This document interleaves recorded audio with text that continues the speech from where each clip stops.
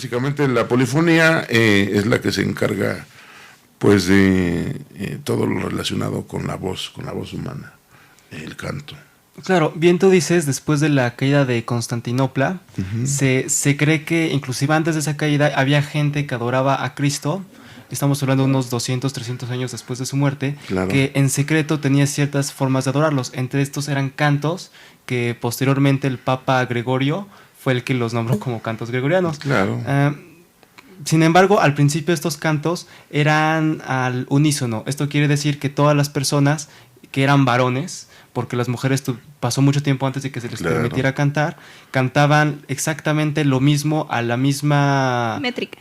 A la misma métrica y a la misma altura de notas, ¿no? Claro. Ya posteriormente nació lo que es la polifonía, que no es más que cantar dos voces o dos melodías diferentes al mismo tiempo. Claro, sí, precisamente polifonía pues viene precisamente del griego, ¿no? Que es muchos o varias sonidos. Exactamente, y fonías, que son sonidos, polifonía, muchos sonidos. Y precisamente como mencionas, la primera manifestación pues era cantar al unísono, los hombres, las mujeres, era un poco restringido para ellas el cantar. Y quiero ejemplificar pues que con música. Voy a pedir a nuestro amigo David si nos pone un ejemplo de este canto gregoriano. Sí, o nosotros podríamos poner ¿cuál? Un canto gregoriano a una sola voz. Por el canto que tenemos acá no es una sola voz. Bueno, si David pudieras poner la 1A. Este es un canto interpretado por el coro de monjes benedictinos del monasterio de Santo Domingo de Silos, que es una comunidad autónoma de Castilla y allá en España. Esta abadía fue fundada por Benito de Nurcia y ellos se encargan de interpretar este canto gregoriano que se llama Pueras Nobis.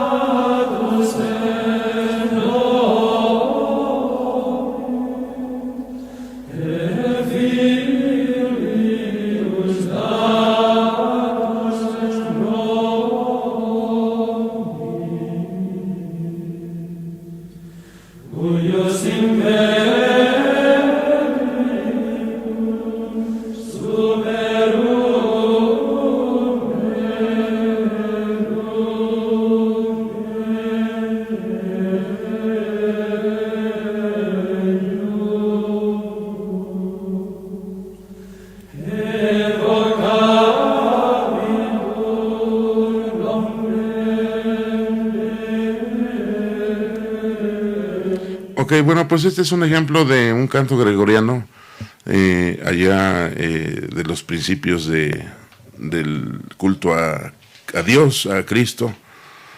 Como bien mencionas, allá por el año 200 de nuestra era, por ahí surgen estos cantos que eran a una sola voz. No se sabe con exactitud dónde inicia exactamente la polifonía, pero algunos historiadores manifiestan que fue en Inglaterra y otros en Francia. Por ahí es donde empieza ya el asunto de querer enriquecer estos cantos. Sí. ¿Y cómo se enriquecen? Pues mediante el nacimiento de la polifonía, que es superponer otra melodía a esta melodía original, que primeramente fue a un intervalo de una octava, eso exactamente la misma medida. El mismo sonido, por decirlo de una manera. Es el mismo sonido, pero más grave o más agudo. Sí. Y ahí es el primer intento de la polifonía, el hacer dos voces distintas. ¿Sí? Y después surge otro intento, hacer los acordes. Vamos a hablar un poco técnicamente, pero los vamos a tratar de explicar. Los acordes de cuarta y de quinta. ¿Sí? Sí. Sucede que estos intervalos de cuarta y de quinta, para los que no conocen de música estos términos de la teoría, son distancias que de alguna manera, mucho después, Pitágoras las definió bien, las Sí, sí. les dio una medida exacta, ¿no? Bueno, mucho antes, pero fue posterior cuando encontraron los escritos o las teorías que hizo Pitágoras, porque Pitágoras Claro. fue mucho antes de la Edad Media, ¿no? Ajá, sí, claro que sí, claro, todavía no llegamos a la Edad Media. Sí.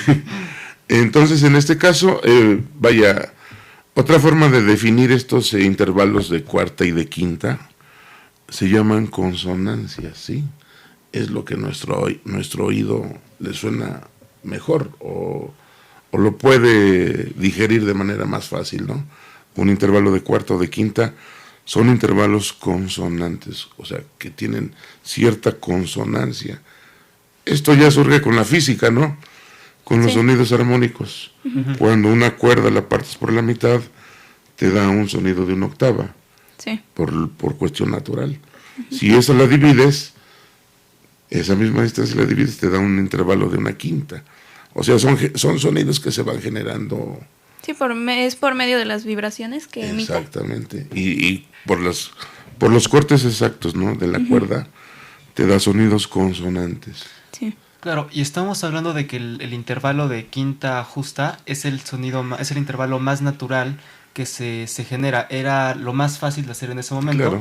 Y se cree que cuando empezó la polifonía simplemente había una voz y una, digamos, más arriba o más abajo en este intervalo de quinta, que era totalmente paralela. Entonces iban subiendo y bajando de la misma manera. Claro, era un movimiento paralelo, así como dos cables de luz. Sí, como líneas paralelas. Exactamente. Sí, y entonces era lo más fácil y a la vez lo más complicado, ¿no? Porque había ciertos momentos en que era difícil entonarlos, ¿no? Sí, y bueno, otra cosa, en ese entonces aún no existía un rango a lo mejor de afinación. Claro, todavía era remoto, ¿no? Sí. No había un patrón que dijera este es un La 5, un Do, 3. Vaya, era a cuestión del oído. Todavía no existía la escritura también. Había ciertos indicios de los neumas, ¿no? Sí, sí. Pero no había una exactitud como lo que hoy conocemos, ¿no? Bueno, hay que decir que los neumas eran símbolos que antes utilizaban para que se dieran una idea de cómo debería o cómo... Es un apoyo de cómo debería de sonar una pieza. Claro, indicaba que aquí le tenías que subir, aquí le tenías que bajar, aquí que tenías que quedar ahí, o aquí te callabas, etcétera, ¿no? Era más o menos una guía. Sí, pero no estaban concretos. Exactamente. Mira, bueno, y ya avanzando más... Sí, ya llegamos aquí en ese momento ya a la Edad Media, que es la primera manifestación cultural importante para la música.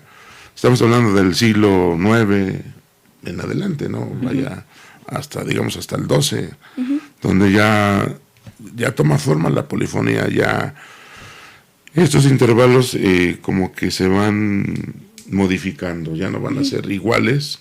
Algunos se van a quedar, otros... pues van a cambiar de modelo. De posición, de modelo y hasta de interpretación, ¿no? Y bueno, para ejemplificar esto, traigo una pieza, es un organum duplum, o sea, un órgano doble. Esta es la primera manifestación de lo que podría ser la armonía y la polifonía. La armonía más bien es la ciencia que determina estos asuntos o fórmulas matemáticas dentro de la polifonía, que es la polifonía es básicamente lo que emite el canto, ¿no? Ok, entonces, ¿les parece si vamos a escuchar este órganum y regresando, pues explicamos qué es un órgano? Claro. Por favor, David. La dosa.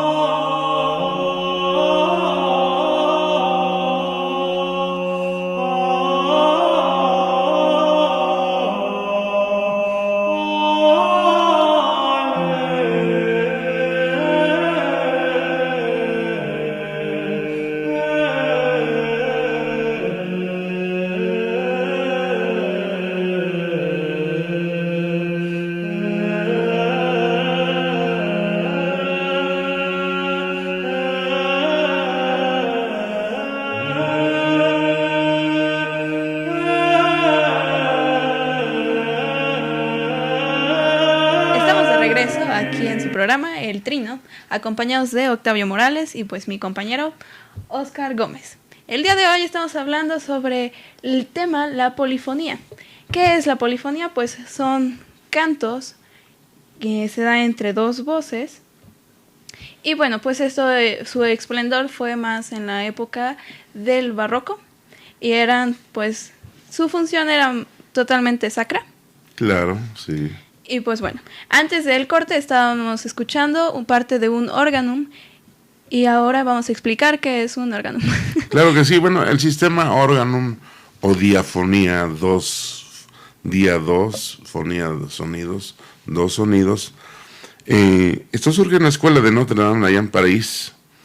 Hay unas corrientes que se llaman el Ars Nova y el Ars Antica. Y sucede que le ponen un bajo, o sea, una melodía grave a la melodía original. Y se hacen dos voces, pero ya empieza a haber ciertas reglas. ¿Estrictas? Ajá. O, bueno, se va dando un orden. Exactamente, de acuerdo a, por ejemplo, recordemos que en esa época todavía no hay tonalidad cuando a las personas que no saben, por ejemplo, han escuchado que estás en do mayor o en re menor. Uh-huh. Eso surge después. En esa época se cantaba en modos. Estos modos se heredan de Grecia. Los modos son disposiciones de notas musicales de cierta manera que te provocaban, digamos, una sensación. ¿Sí? No había una regla, sino simplemente decían pues que era una tristeza o una alegría. Un modo te servía para expresar algo de eso, ¿no? Una alegría muy alegre, vale la redundancia. Una tristeza medio triste o bastante triste, ¿no? Eso es lo que los modos nos da. Y precisamente al cantar en estos modos ya surgen las primeras complicaciones y las primeras reglas para hacer el órganum, que es como un método, ¿no? Como un tratado, ¿no? Unas reglas, unos fundamentos que te dicen si llegas a este momento tienes que usar esto, cuando pasas a este lugar tienes que usar esto. Se van creando normas y reglas. Básicamente así es como surge el órganum. Sobre todo, aquí escribí un poquito acerca de esto. El órganum se cantaban, como ya decíamos antes, por voces de hombre, en este caso la tesitura del tenor, que era la voz principal, el vox principalis, y cantada por todo el coro. Todo el coro cantaba esa melodía y era tomada del canto gregoriano, del que veníamos hablando. Y en la voz inferior había otra voz que se llamaba la voz organalis, que era generalmente improvisada por un grupo de cantores que hacían una especie de contrapunto. Eso hablaremos un poquito después. El contrapunto significa punto contra punto. Pero eso es otra evolución de la polifonía.